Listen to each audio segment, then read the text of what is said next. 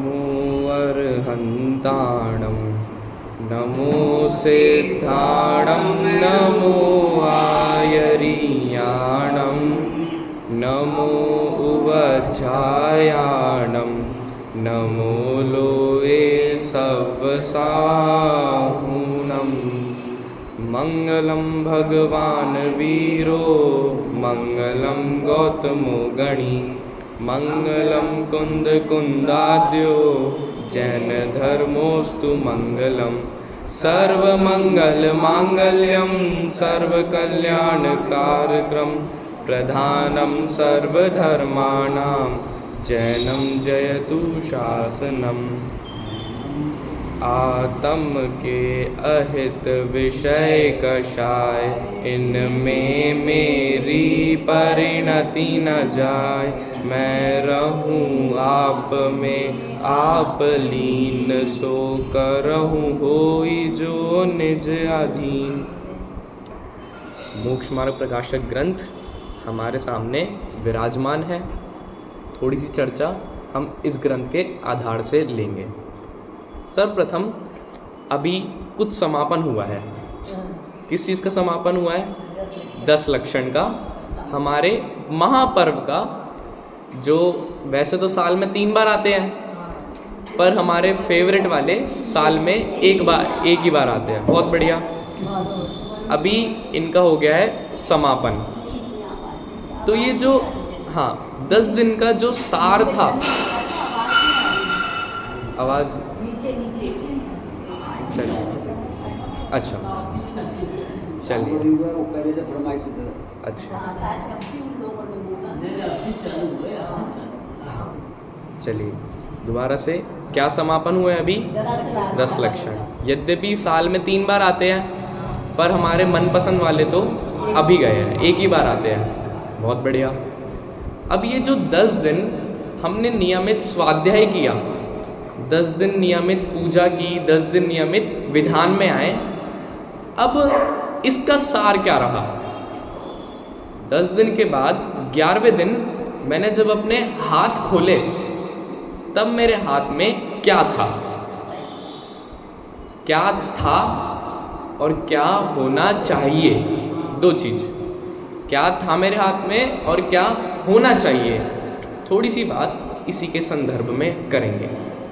देखिए, जितनी भी बात, कोई भी विषय चला हो, कर्णानि योग, चरणानि योग, द्रव्यानि योग, प्रथमानि योग, या फिर कोई भी ग्रंथ चला हो, जैसे मोक्ष मार्ग प्रकाशक विराजमान है, समय सार, प्रवचन सार, कोई भी, सबका मूल लक्ष्य क्या है? आत्मानुभूति। सबका मूल लक्ष्य क्या है? आत्मानुभूति, या दूसरे शब्दों में कहे सम्यक दर्शन। बिल्कुल सही। यानी 11वें दिन मेरे हाथ में ये बचा कि नहीं बचा? सम्यक दर्शन। चलिए, 10 दिन तो बहुत ही कम हो जाते हैं। आपसे ही पूछते हैं, आप बताइए, आप कितने समय से स्वाध्याय करते हैं? कितने सालों से? 25-30 साल। और चलते हैं, आप बताइए कितने सालों से? यही 25-30। सभी के 25-30। आपके, चलिए इधर नहीं, और आपके 25-30, 20 साल। चलिए एक कॉमन ले लेते हैं, 25 साल। 10 दिन तो बहुत कम हो गए। 25 साल में मैंने जितने ग्रंथ पढ़े, जितने प्रवचन सुने, अब 25 साल और 1 दिन बाद मेरे हाथ में क्या था और मेरे हाथ में क्या होना चाहिए? मूल लक्ष्य क्या है? आत्मानुभूति और सम्यक दर्शन। यानी मेरे हाथ में आत्मानुभूति या फिर सम्यक दर्शन है। ये तो आप सब अनुभव करिए कि क्या आप खुद को ऐसा महसूस कर पा रहे हैं। चलिए, जो कर रहे हैं बहुत अच्छी बात है। अब जो नहीं कर पा रहे हैं उसका प्रोसेस क्या है? जैसे हम कुछ खाना बनाना चाहें तो एक तो YouTube पर वीडियो आती है 15 मिनट की, उसको देखकर सीख लो। और दूसरा क्या होता है, स्टेप बाय स्टेप बस बता दो मुझे, पहले ये डालो, फिर ये डालो, फिर ये डालो, तो मैं खुद बना लूँगी, मुझे देखने की ज़रूरत नहीं है। दोनों चीज़ें समझ आई? आज हम 15 साल की, 20 साल की, 30 साल की वीडियो नहीं देखेंगे। आज बस स्टेप बाय स्टेप क्या है हमें तो वो बता दो, वही देखेंगे। चलिए थोड़ा बहुत पहले इसके महत्व की बात करते हैं। विषय हमारा चल रहा है सम्यक दर्शन। छैडाला सबसे जघन्य ग्रंथ, यानी जघन्य उम्र वालों के लिए ग्रंथ छैडाला। उसमें आया प्रथम नरक बिन षटभु ज्योतिषवान भवन षंड नारी, थावर विकलत त्रय पशु में नहीं उपजत सम्यक धारी।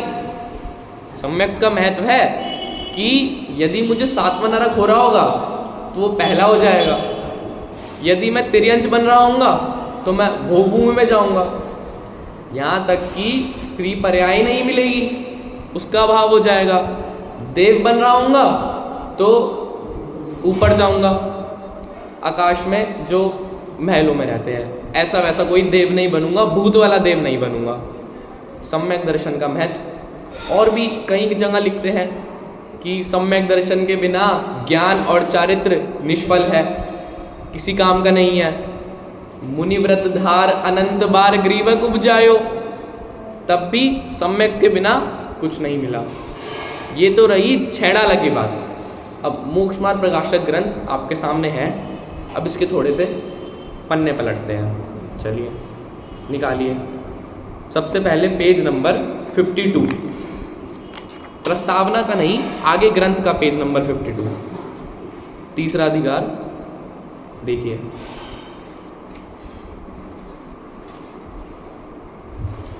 निकाल लिया सबने? चलिए यहाँ पर चौथा पैराग्राफ, तो सच्चा उपाय क्या है, दिख गया आप सभी को? हाँ, जैसा पदार्थों का स्वरूप है वैसा श्रद्धान हो जाए। श्रद्धान यानी सम्यक दर्शन। सच्चा उपाय क्या बताया यहाँ पर? जैसा पदार्थों का स्वरूप है वैसा ही श्रद्धान हो जाए तो सर्व दुख दूर हो जाएंगे। यहाँ पर भी महत्व बताया सम्यक दर्शन का, सारे दुख दूर हो जाएंगे। आगे चलते हैं थोड़ा सा और, पेज नंबर 57, 4-5 पेज आ गई। 57 निकाल लिया दोबारा से। तो सच्चा उपाय क्या है? तीसरा पैराग्राफ, सम्यक दर्शन ज्ञान से यथावत श्रद्धान, दोबारा से श्रद्धान व जानना होता है, तब इष्ट अनिष्ट बुद्धि मिटे। यानी यहाँ पर भी मुख्य क्या रखा? श्रद्धान, सम्यक दर्शन, आत्मानुभूति। चलिए और आगे चलते हैं थोड़ा सा और, पेज नंबर 61 निकाल लिया। अब सबसे ऊपर बिल्कुल टॉप वाला पैराग्राफ, तो सच्चा उपाय क्या है? सम्यक दर्शन आदि से भ्रम दूर होने पर। सम्यक दर्शन फिर यहाँ पे आ गया सबसे पहले, तो सामग्री से सुख दुख भासित नहीं होता। दोबारा से हमें सॉल्यूशन क्या मिला? सम्यक दर्शन। देखिए इसी के ही नीचे चौथे पैराग्राफ में 5वां, तो सच्चा उपाय क्या है? दोबारा से सम्यक दर्शन आदि से पर्याय में अहम बुद्धि छूट जाती है। दोबारा से यहाँ पर क्या आ गया? सम्यक दर्शन। टोडरमल जी ने सम्यक दर्शन को कितना मुख्य रखा। ऐसे ही मैं इस ग्रंथ में आपको ना जाने कितने उदाहरण दिखा सकता हूँ, पेज पलटा पलटा कर, हर 2-4 पेज 4-5 पेज के बाद सम्यक दर्शन, सम्यक दर्शन, सम्यक दर्शन। कुछ तो बात है। और चलते हैं आगे, थोड़ा और अंदर घुसते हैं विषय में। दुनिया में अभी तक जितने भी श्रावकाचार, चरणानी योग के ग्रंथ है ना, चाहे रत्नकरण श्रावकाचार, संयम प्रकाश, कितने भी श्रावकाचार ग्रंथ है, सब में सबसे पहला अधिकार है सम्यक दर्शन। सब में सबसे पहले क्या बताया? सम्यक दर्शन जरूरी है, नियम है सम्यक दर्शन। तत्वार्थ सूत्र, पहला सूत्र क्या है? बहुत बढ़िया। तत्वार्थ सूत्र ग्रंथ के प्रारंभ में ही कहा सम्यक दर्शन, उसके बाद ज्ञान तो हो जाएगा, चारित्र भी हो जाएगा। क्यों? युगपद है ना ये, तो युगपद हो। करना क्या है? सम्यक दर्शन। भैया आपने बता तो दिया करना क्या है, अब प्रोसेस तो बताओ। करें क्या? कैसे करें? प्रोसेस तो बताओ। चलिए बहुत बढ़िया। हमें क्या लगता है सम्यक दर्शन बहुत कठिन है। 25 साल 30 साल हो गए पढ़ते हुए, इतने में तो BA MA BCom IIT engineering doctor सब हो जाता है, सब कुछ। सम्यक दर्शन नहीं हुआ। कितना कठिन कोर्स है, कठिन कोर्स है। देखिए सम्यक दर्शन कठिन नहीं है, सम्यक दर्शन दुर्लभ है। दुर्लभ है, दुर्लभ यानी बहुत कम, बहुत रेयर है। ऐसे नहीं आपको राह चलते कोई भी मिल जाएगा सम्यक दृष्टि, पर कठिन नहीं है, सरल है बहुत। दादा हुकुमचंद जी भारल जी कहते हैं चाय बनाने से ज़्यादा आसान है सम्यक दर्शन करना। बताइए चाय बनाने में कितनी मेहनत, 2 मिनट 5 मिनट बन जाती है। अब तो मसाले आ गए, डालो और बढ़िया चाय, मेहनत ही नहीं करनी। परंतु आप किसी ऐसी जगह फंस जाए, गाड़ी से कहीं जा रहे हैं ट्रैकिंग पे, वहाँ फंस गए, अब वहाँ चाय पीने का मन कर रहा है, तो ऐसे स्थान पर चाय नहीं पी पाएंगे आप, पर ऐसे स्थान पर आप सम्यक दर्शन कर सकते हैं। चाय बनाने के लिए मुझे दूध चाहिए, चाय पत्ती चाहिए, चीनी चाहिए, अरे ये सब मिल जाए। गैस चाहिए, गैस चाहिए, बर्तन चाहिए, अरे चाय पीने वाले चाहिए, समागम भी तो चाहिए, अकेले पीने में मज़ा भी नहीं आता। पर सम्यक दर्शन के लिए मुझे कुछ नहीं चाहिए, कुछ भी नहीं चाहिए। यानी 20 साल 25 साल 30 साल जो मैंने इकट्ठा किया ना, वो भी नहीं चाहिए।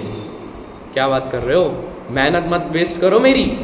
मैं तो अभी तक इतना खुश हो रहा था कि 25 साल 30 साल का अनुभव है मेरे पास, पर अभी कुछ नहीं चाहिए। यानी अभी हम जो यहाँ जितने बैठे हैं ना, वो सब अभी समान हैं, समान हैं। करते हैं बात कैसे। अब आते हैं सीधा स्टेप्स के ऊपर। पहला स्टेप गंभीरता। पहला स्टेप है तत्व ज्ञान। 7 तत्व, 6 द्रव्य, 3 लोक, सामान्य तत्व ज्ञान।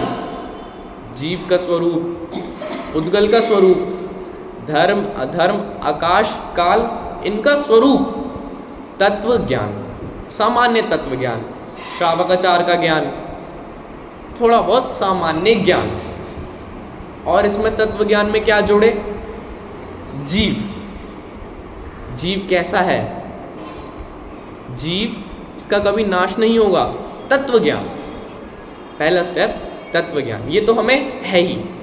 25 साल हो गए ना, तत्व ज्ञान ही तो है ये, तत्व ज्ञान। ये स्टेप तो क्लियर है, क्लियर है। आगे चलते हैं। तत्व निर्णय। पहला क्या था, तत्व ज्ञान, अब है तत्व निर्णय। निर्णय यानी डिसाइड करना, डिसीजन लेना। कैसा डिसीजन कि ये जो जितने भी द्रव्य हैं, जितने भी तत्व हैं, हमने तो 7 बताए, 7 तत्व होते हैं। कुछ लोग हैं जो 2 बताते हैं, कुछ लोग हैं जो 22 बताते हैं, कुछ लोग हैं जो कितने भी वो बताते रहते हैं। पर इसमें से निर्णय कि ये जो 7 है ना, ये ही काम के हैं। ये जो जितने भी देव है, कुदेव, अलग अलग प्रकार के हैं, बहुत वैरायटी के हैं, उनमें से हमारे एक सुदेव। तत्व निर्णय कि ये ही सुदेव है। अलग अलग ग्रंथ है, कुधर्म के भी ग्रंथ है और सुधर्म के भी ग्रंथ है। इनमें से निर्णय कि मुझे तो ये वाले ही पढ़ने हैं, तत्व निर्णय। अब देखिए आप सब यहाँ बैठे हैं, मतलब तत्व निर्णय भी है आपको कि ये जो 7 तत्व है यही सही है, बाकी जो कोई बता रहा है वो नहीं है। जो 6 द्रव्य अपने बताए वो सही है, बाकी जो बता रहे वो गलत है। हम सब यहाँ बैठे हैं, मतलब ये भी सेकंड पॉइंट भी टिक, पहला भी दूसरा भी। अब प्रॉब्लम कहाँ है, इन 2 के बाद आता है भेद विज्ञान।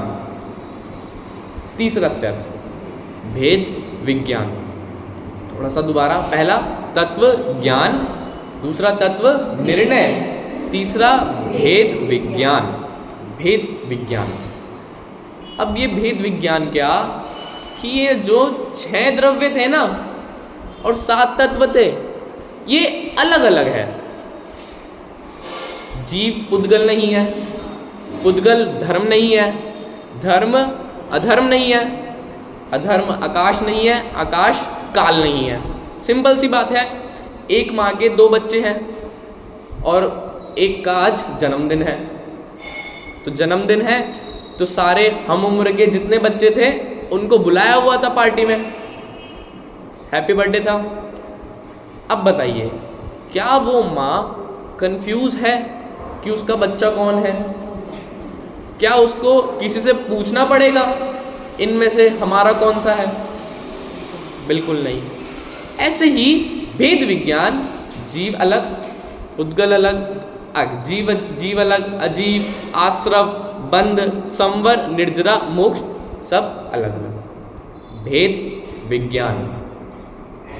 यहाँ प्रॉब्लम शुरू हो जाती है कि तत्व ज्ञान भी हो गया, तत्व निर्णय भी हो गया, पर भेद विज्ञान में थोड़ी अभी खटक हो जाती है। खटक, हाँ, कचास हो जाती है। बताइए, जो मेरे पास शुरू से एक चीज़ है, शुरू से मेरे पास एक ही चीज़ थी जब मेरा जन्म हुआ तब से, और उसी चीज़ को कह रहे हो आप ये मुझसे अलग है। किसकी बात कर रहा हूँ मैं? शरीर की। जन्म से मेरे साथ है और आप कह रहे हो यही मेरी नहीं है। अरे एक बच्चा एक माँ बाप के द्वारा 20 साल पाला गया, अब उसको कोई आकर कह रहा है ये तेरे माँ बाप नहीं है, तो उसको कैसा लगेगा? वैसा ही जब कोई कह देता है ये शरीर मेरा नहीं है, तब मुझे वैसा लगता है। क्या कह रहे हो? यही तो सब कुछ था, इसी के लिए तो सब कुछ मैं कर रहा था। अच्छा, अगर कोई बेरूप हो, बेरूप जो सुंदर ना हो आज की दशा में, हम उसको कहें ना ये शरीर तेरा नहीं है, मान जाएगा क्या वो? वो भी नहीं मानेगा।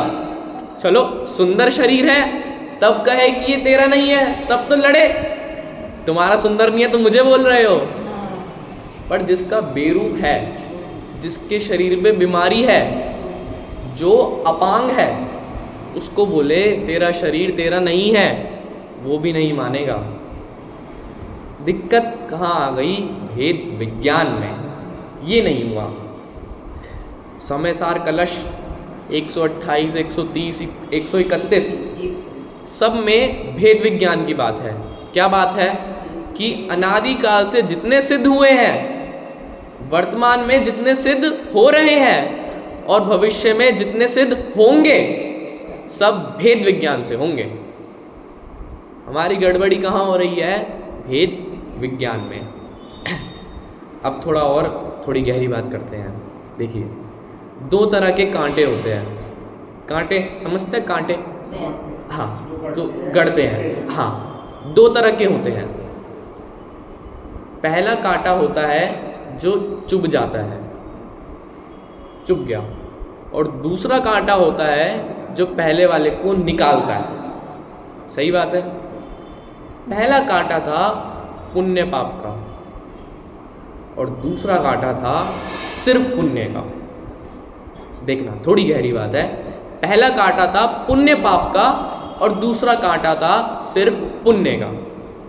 मैं जितने भी साल की मेरी उम्र है, निरंतर कुछ पुण्य कर रहा हूँ, निरंतर कुछ पाप कर रहा हूँ। बिल्कुल सही बात है। एक समय भी खाली बैठा नहीं बैठा। चलिए, अब हम जैनी, पाप से दूर, पुण्य के थोड़े नज़दीक। 10 दिन में की है बहुत पुण्य, बिल्कुल मंदिर में, मंदिर खुलने से पहले मंदिर के बाहर, मंदिर बंद होने पर मंदिर से बाहर, बिल्कुल जो टाइम है वही टाइम।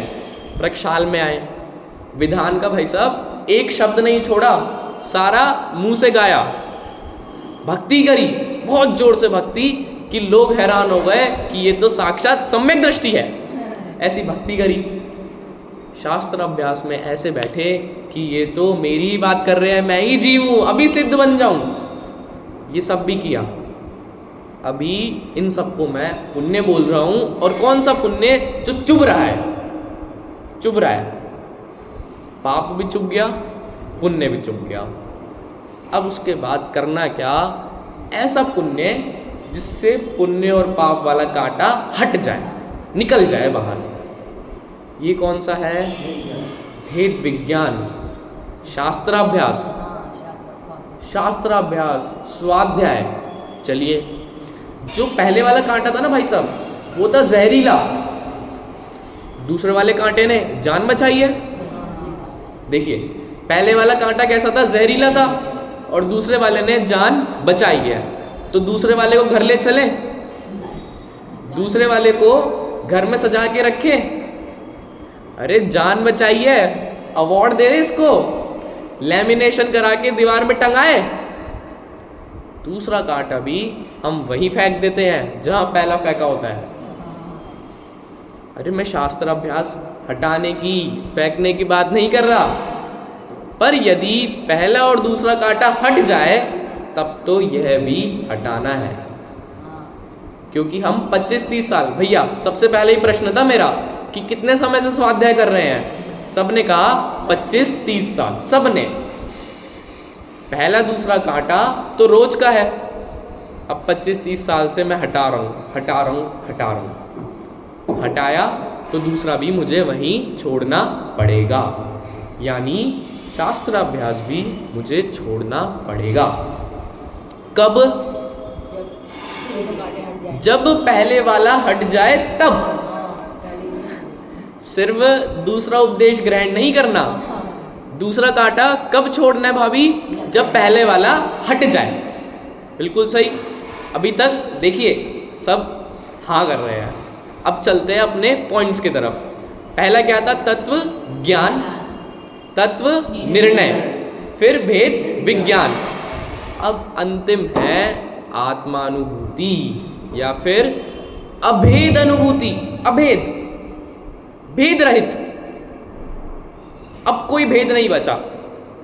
अब मुझे गुणस्थान की सिरदर्दी नहीं है कि मैं पहले में हूं, मुझे किस में जाना है? चौथे में जाना है, फिर 5वें में जाना है, फिर 6वें में जाना है, फिर 14वें में जाना है। अभेद, ना प्रमत्त ना अप्रमत्त, समय सार। ना तो मैं प्रमाद वाला हूं ना अप्रमाद वाला हूं, ना मैं गुणस्थान वाला हूं ना मैं मार्गणा स्थान वाला हूं, ना मैं गति वाला हूं ना मैं लेश्या वाला हूं। अगर मुझे क्रोध आ जाए थोड़ा सा तो मैं खुद को क्रोधी बोल देता हूं, थोड़ा सा मान आ जाए तो मानी बोल देता हूं, थोड़ा सा माया आ जाए तो माया भी बोल देता हूं, थोड़ा सा लोभ आ जाए तो लालची बोल देता हूं। एक राजा, पहले होते थे राजा, तो उन्हें अपनी प्रजा का कुछ निरीक्षण करना था। निरीक्षण यानी जाकर बीच में चेक करना था कि कैसे क्या हाल चल रहे हैं। तो राजा क्या करते थे? उन्हीं के जैसा भेष बनाकर प्रजा में घुस जाते थे। जैसे गरीब का भेष बना लिया, किसान का भेष बना लिया, ऐसा भेष बनाकर उसमें घुस जाते थे। वैसे ही अभी मेरे राजा ने क्रोध का भेष धारण कर रखा है, मान का, माया का, लोभ का, पर है तो राजा ही। राजा क्या, सम्राट, चक्रवर्ती, बादशाह है, पर भेष अभी के लिए क्या बना लिया? मानी का, मायावी का, क्रोधी का, लोभी का। अब देखिए, जब वो उस राजा ने भेष बनाया हुआ था तब क्या एक समय के लिए भी उसने सोचा होगा कि मैं गरीब हो गया, कि मैं राजा नहीं हूं? एक समय के लिए भी सोचा होगा? वो यदि चल भी रहा होगा तब भी राजाओं वाला चल रहा होगा। वो यदि सोच रहा होगा तब भी वैसा सोच रहा होगा। यदि वह कुछ निरीक्षण कर रहा है तब भी वैसा ही निरीक्षण कर रहा है। पर मैं नरक में गया तो खुद को नारकी मान लिया, मैं तिर्यंश में गया तो खुद को जानवर मान लिया, अरे मैं स्त्री हुआ तो खुद को स्त्री मान लिया, मैं पुरुष हुआ तो खुद को पुरुष मान लिया, मैं सुंदर हुआ तो खुद को सुंदर मान लिया, मैं बेरूप हुआ तो खुद को बेरूप मान लिया। अब बताइए उस राजा का सिंहासन क्या करे उसका? राजा तो गरीब हो गया, राजा तो गए, नया ले आए। राजा तो अभी जिंदा है और अपना ही काम कर रहे हैं, राज्य के अलावा कुछ नहीं कर रहे। वैसे ही मेरा आत्मा है, वो तो अपना काम कर रहा है। कौन सा काम? जानना देखना। बहुत सुंदर। मैं कहीं पर भी गया, मेरा जानना देखना बंद नहीं हुआ। निगोद में गया, सबसे नीचे वाली पर्याय में गया, वहां पर भी मेरा जानना देखना बंद नहीं हुआ। देखिए, जानना देखना यदि बंद हो जाए, ये टेबल दर्द हुआ इसको, यदि निगोद में जानना देखना बंद हो जाए तो वहां पर तो दर्द ही ना हो। तो फिर उससे बढ़िया गति क्या, जहां दर्द ही नहीं हो रहा। और यदि जानना देखना बंद हो जाए ना, तो मैं निगोद से बाहर भी ना आ पाऊं। दोनों बातें, बिल्कुल दोनों बातें। हाँ, उसी से ही बाहर भी आया। अब क्या करना कि निगोद में जब मैं गया, तब मेरा ज्ञान गुण 1% कम नहीं हुआ, और जब मैं सिद्ध में गया तब ज्ञान गुण थोड़ा सा भी बढ़ा नहीं। दोनों बातें। जब निगोद में गया तब कम नहीं हुआ, जब ऊपर गया मोक्ष में गया तब बढ़ा नहीं।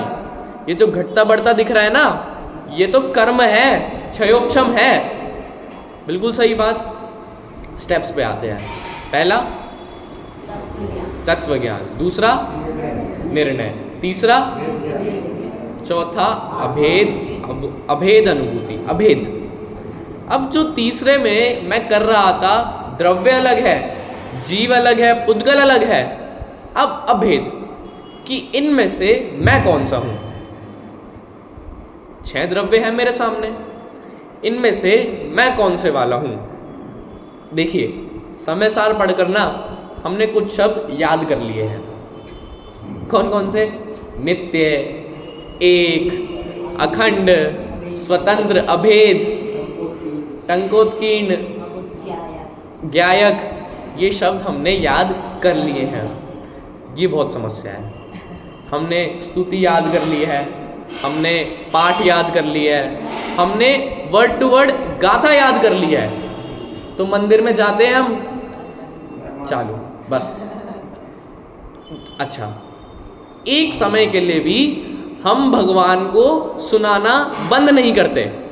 भगवान को सुनाना, सुनो मुझे ये आता है, फिर मुझे ये भी आता है, मुझे ये भी आता है, सुनो। भगवान को सुनाना 1 मिनट के लिए भी बंद, 1 मिनट नहीं, 1 सेकंड के लिए भी बंद नहीं करते। यहाँ से सारी गड़बड़ हो जाती है शुरू, क्योंकि अभी मैंने अपने ज्ञान में भेद डाल दिया कि उनको तो सुनाना ही जरूरी है। अब यही शब्द याद हो गए। अब यदि मैं खाली बैठा, चिंतन करने का मेरा मन किया, तो मुझे यही शब्द ध्यान आए, मैं एक हूँ, मैं अभेद हूँ, मैं अखंड हूँ। ये भी भेद डाल दिया मैंने। यहाँ पर भी मैंने अपने विकल्प खड़े कर दिए। यहाँ पर भी मैंने खुद को पर्याय देख लिया। देखिए, एक, अभेद, अखंड, कौन सा नय है ये? शुद्ध निश्चय नय, द्रव्यार्थिक नय। द्रव्यार्थिक नय, द्रव्य दृष्टि को देखो, मैंने द्रव्य दृष्टि को गौण किया, यानी यहां पर भी भेद हो गया। एक को गौण, एक को मुख्य, यहां पर भी मैंने भेद कर दिया। पर चौथा क्या था? अभेद अनुभूति। अभेद अनुभूति। अब ये कैसे हो? देखिए, जो ये भेद विज्ञान था ना, अब इसके भी 3 स्टेप्स। सम्यक दर्शन के 4, जिसमें से 4 में तीसरा जो हमने भेद विज्ञान था, उसके 3। कौन सा? पहला भेद विज्ञान तो पर द्रव्यों से। देखिए, कोई मुझे आकर बोले कि भैया ये जो टेबल है ना, ये आप नहीं हो, ये जो माइक है ना, ये आप नहीं हो, ये जो जिनवाणी है ये आप नहीं हो। पहला स्टेप तो क्लियर है ही, ठीक है, बिल्कुल सही कह रहे हो, ये तो मैं नहीं हूं। दूसरा स्टेप, अपने शरीर से भेद ज्ञान। वही अनादिकाल से मेरे पास एक ही वस्तु है, अनादिकाल से, अभी की नहीं है, क्योंकि ये जीव शरीर के बिना नहीं रह पाया, मरा तो भी दो शरीर को साथ लेकर गया, शरीर के बिना नहीं रह पाया। तो भेद विज्ञान एक तो यहाँ गड़बड़ हो जाती है, और अब तीसरा सबसे मुश्किल, अपने विकार भावों से भेद विज्ञान, अपने विकारी जो परिणाम हो जाते हैं उनसे भेद विज्ञान। मैं 1 मिनट नहीं लगाता खुद को क्रोधी बोलने में। अरे हमें क्या लगता है उत्तम क्षमा वाले दिन कि आज तो क्रोध नहीं करा तो मुझे तो उत्तम क्षमा हो गई। ये 10 धर्म है ना, ये तो भेद स्वरूप समझाए हैं, पर इनका अभेद आज ग्रहण करना है।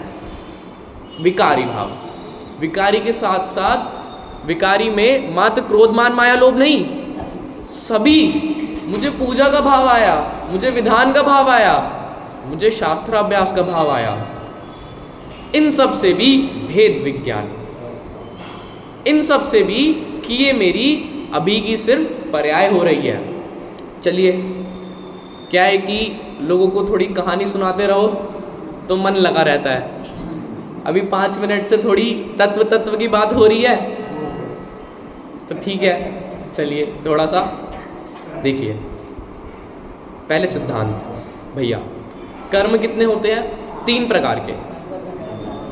हाँ, द्रव्य कर्म, नौ कर्म, भाव कर्म। बहुत बढ़िया, सबको पता है, मतलब समझाने में आसानी होगी। द्रव्य कर्म, भाव कर्म, नौ कर्म, ये तीनों मुझसे जकड़े हुए हैं अभी भी, ठीक है। अब चलते हैं आगे थोड़ा सा। एक व्यापारी था, बनिया, नागपुर का ही। अब मुझे तो पता नहीं यहाँ पर, अच्छा यहाँ पर दिसंबर जनवरी में ठंड पड़ती है? हाँ चलिए, उन्हीं थोड़ी सी, बहुत कम। चलिए शिमला साइड चलते हैं थोड़ा सा। हाँ, तो वहाँ का एक व्यापारी ठंड में आया, बाढ़ से व्यापार करके, बहुत मेहनत करके, 1 हफ्ते के लिए टूर पे गया था। अब आया घर पे वापस, रात के 3-4 बज गए थे घर आने में। पत्नी ने देख लिया, आ गए।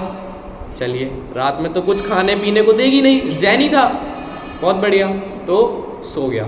अब ठंड इतनी, शिमला की ठंड, तो फटाफट ठंड में कंबल ओढ़कर सो गया, 2-3 कंबल ओढ़कर सो गया। अब पत्नी सुबह उठी 6 बजे मंदिर जाने के लिए, कि भाई इनका ये भी रोज़ मंदिर जाते हैं 6 बजे, प्रक्षाल में जाते हैं, एक काम करती हूँ इनको उठा देती हूँ। अब बीच में ये विकल्प आ गया कि रहने दो, 3 बजे आए हैं रात में, सोन दो थोड़ी देर। अब पत्नी दर्शन पूजन विधान करके 8 बजे आई। अब वो सो रहे हैं, पत्नी के मन में आया नाश्ता करा देती हूँ, फिर सो लेंगे और थोड़ी देर। अब जैसे ही उठाने को हुई, फिर मन में आ गया कि नहीं, बहुत देर हो गई, बहुत देर से आए थे, थोड़ी देर और सोने दो। चलिए, उसके बाद 10, 11, 12, 1 बज गए। अब तो हो गया भोजन का समय, और जे अभी तक सो रहे हैं। अब तो मन में डाउट हुआ, एक बार उठा लेती हूँ, भोजन कर लेंगे, फिर सोना होगा तो सो जाएंगे, तबीयत खराब तो नहीं है। अब पत्नी ने उन्हें आवाज़ लगाई, सुनिए भोजन का समय हो गया है, मंदिर भी छूट गया है, उठ जाइए। 4-5 बार, 5-6 बार आवाज़ लगाई कमरे में आकर। अब वो पति तो कंबल ओढ़ के मस्त, ठंड में तो वैसे ही भैया बहुत तेज़ नींद आती है, उठने का मन नहीं करता, तो 3 कंबल ओढ़कर वो तो सो रहे थे। अब वो बोले नहीं कुछ, पत्नी को लगा जे तो गए, पत्नी को क्या लगा, जे तो गए। अब पत्नी रोना चालू, बहुत कूट कर रो रही है, जे तो गए। पड़ोसी आ गए, सब तैयारी हो गई, वाइट साड़ी पहना दी गई, चूड़ियाँ तोड़ दी और सिंदूर हटा दिया उसका, अर्थी की तैयारी हो गई। उसने अपने आप को पूरा विधवा मान लिया, सारे भेष धारण कर लिए, सारा ज्ञान उसको हो गया कि अब तो विधवा हो गई, श्रद्धान हो गया, अब तो मैं विधवा हो गई। जब बहुत रोना मचा, रिश्तेदार आ गए, बहुत तेज रोना हो गया, तब पति की आँख खुली। अब पति की आँख खुली। अब बताइए कितने लोगों को समझाना पड़ा कि अब तुम विधवा नहीं हो? कितनों ने समझाया होगा? 25 साल का शास्त्र अभ्यास किया होगा उसने, 30 साल तक शास्त्र अभ्यास किया होगा, तब पता चला होगा पति तो जिंदा है। तुरंत 1 सेकंड में क्या हो गया? जे तो आ गए। ऐसे ही मेरी आत्मा अनादि काल से 3 कंबल ओढ़कर सोई है, द्रव्य कर्म, भाव कर्म और 9 कर्म के। एक बार द्रव्य कर्म, भाव कर्म, 9 कर्म उठाकर तो देख, तेरा पति जिंदा है। यानी वो अभी भी राजा है, वो अभी गरीब नहीं हुआ है। बस ये है अभेद अनुभूति, यही अभेद अनुभूति करनी है। अब जो हमारे परिणाम हो जाते हैं ना, ये करने के परिणाम, चलिए पहले चलते हैं नेगेटिव वाले में। क्रोध के, मान के, हिंसा के, झूठ के, सब परिणाम हो जाते हैं हमारे। अब उसके बाद पॉजिटिव परिणामों पे कि पूजा के, विधान के, प्रक्षाल के, ये सब परिणाम हो जाते हैं। दोनों परिणाम, ये 2 परिणाम, ये 2। अब चलते हैं इधर 4 की तरफ, द्रव्य, क्षेत्र, काल और भाव, 4। ये परिणाम किसी द्रव्य पर निर्भर नहीं करते, किसी क्षेत्र पर निर्भर नहीं करते, किसी काल पर निर्भर नहीं करते। अभी 3 देखते हैं कैसे। द्रव्य, मेरे पास क्या सामग्री है? अरे मंदिर पास में है कि नहीं है? मोक्ष मार्ग प्रकाशक ग्रंथ चल रहा है तो क्या मेरे सामने खुला है क्या? द्रव्य। मेरे पास प्रक्षाल करने जितना कुछ है क्या? या मेरे पास दान देने जितना कुछ है क्या? द्रव्य। क्षेत्र, अभी के क्षेत्र में या जितने जगह पर मैं रह रहा हूँ, आसपास कोई मंदिर है क्या? आसपास कोई समागम मिल रहा है क्या? या मैं अभी मंदिर में बैठा हूँ तो मेरे कैसे परिणाम है? मैं अभी घर पे बैठा हूँ तो कैसे परिणाम है? क्षेत्र। काल, चौथे काल में होता भाई साहब तो समव शरण सुन लेता, सम्यक दर्शन हो जाता। काल, या अब तो पंचम काल है, अब तो होना ही नहीं है। और काल, मैंने 25 साल हो गए, मुझे 30 साल हो गए। काल, इन सब से मेरी अभेद अनुभूति का कोई लेना देना नहीं है। किसका है? मात्र भाव का। जैन धर्म तो भाव प्रधान ही है।